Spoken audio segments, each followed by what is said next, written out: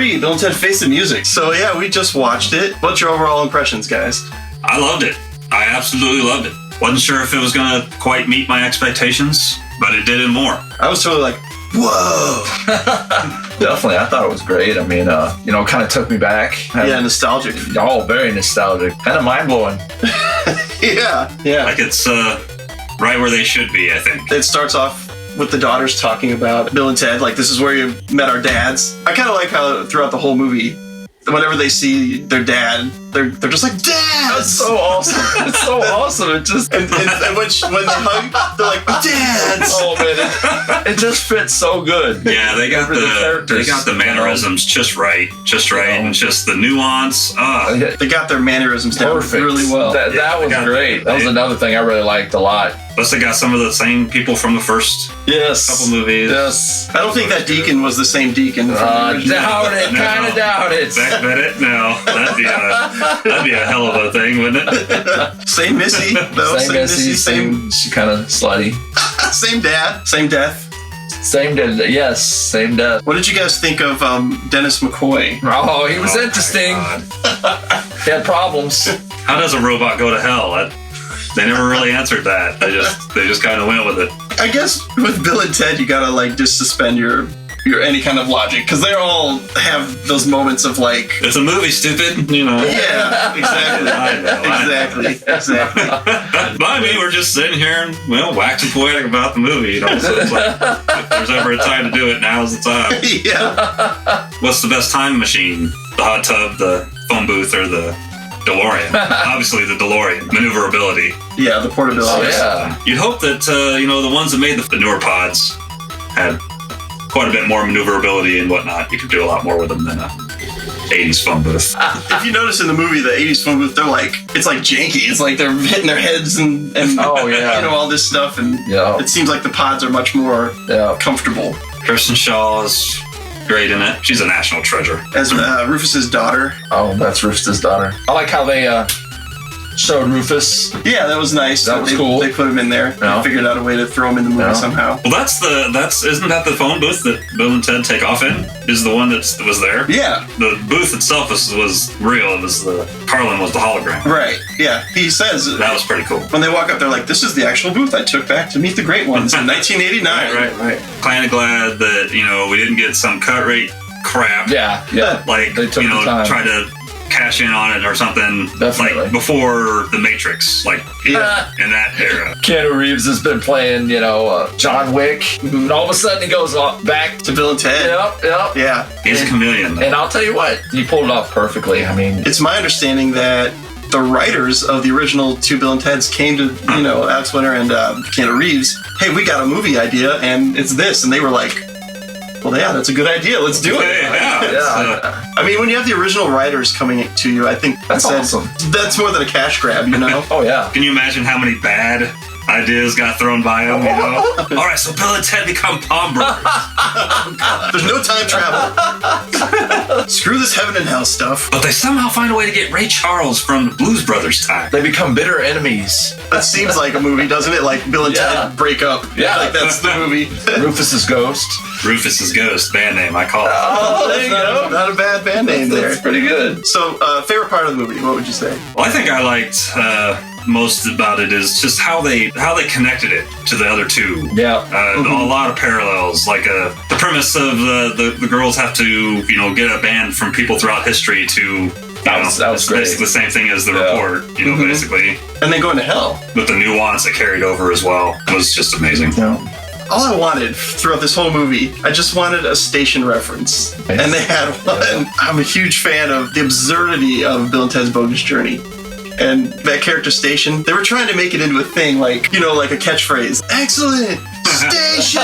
And they were trying to make Station into this catchphrase, and it never really took off. That was like a week. There was a week where people were like, Station. But I never forgot. Didn't stick too well.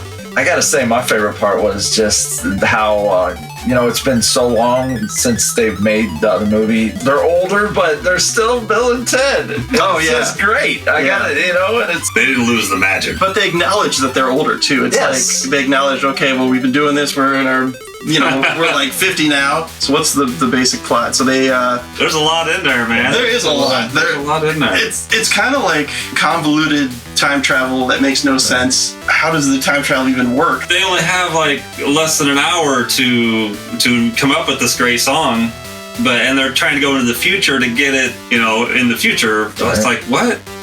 You'd only be able to go 46 minutes into the future to get it from your future selves. But I don't know. It seemed like time was on this weird line where it was like June 30th at 7:30 p.m. Then if you travel to the year 2022, you're still at June 30th, 7:20 p.m. or whatever it is. And that's why, like, in the future, they're like, you need to do this within, an hour and 17 minutes or something. But it was kind of cool because they used that to, like, almost make the movie in real time. Yeah. They did. But I'm like this weird time travel nut. I think about time travel a lot and how it would work and the logistics of it. And what is your past with Bill and Ted? Like, how do you relate to Bill and Ted from the past movies? Boy, 89 just hit me right there in the sweet spot, man. 14, world ahead of us. And I remember seeing it at the theater. I know I saw Bogus Journey. I don't remember if I saw the first one at the theater. I mean, I think that both those movies meant a lot to me because it was like childhood, man. They're based around music too, and that was such a huge part of my life. Definitely, music. Definitely. And I put a tweet out there. It said, I think the thing that I like most about Bill and Ted is that it centers around music and the power of music to save the world. And I don't know if it can save the world, but it saved my world several times. I used to think that the world would let music save it, but hard to say these days. Face the music, man. Face the music.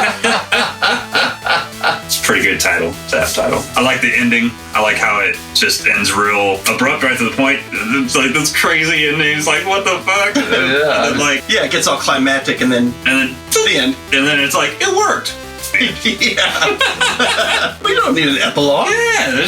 Although there is a post-credit scene, so stay tuned for that. Yeah, that's pretty cool. Point of the movie, right, is Bill and Ted, they realize, hey, we're not the stars of the band. We used to be, but now it's our time to pass the torch and raise our daughters up to be the stars that they're meant to be. It's kind of like a metaphor for being a parent. There's a lot of expectation for this movie, I mean, a lot of us, our age group, I mean, this is like probably the best part of 2020. Yeah. This movie coming out. Yeah. And having it be as good as it is, thank goodness. There was a part of me when watching the movie thought to myself, like, wow, I actually made it this far to see Bill and Ted in their 50s doing this again. Yeah, because it's been rumored for a while, Yeah. There've been a couple things that had kicked around enough to be like... I think I saw Keanu do an interview and he said that the writer came to him with the script 9 years ago. Wow.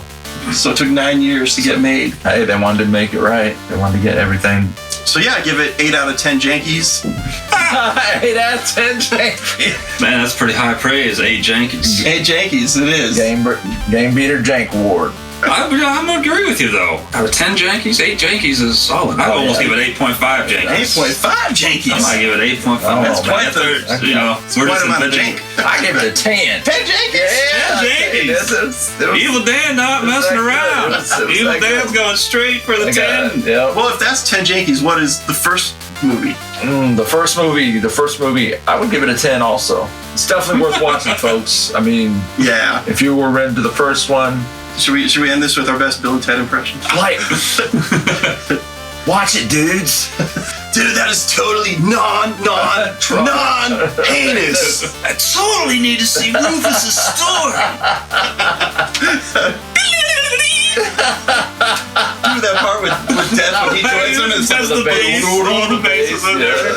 Oh, that was great. Those little nuanced things that we're talking about. Definitely. Watch the movie, then watch review. It's a great movie. Yes, it is. All right, and comment below with how many janks you gave this review. Yeah, we want to hear your jank ranks. Your jank ranks. That's right. The jank ranks.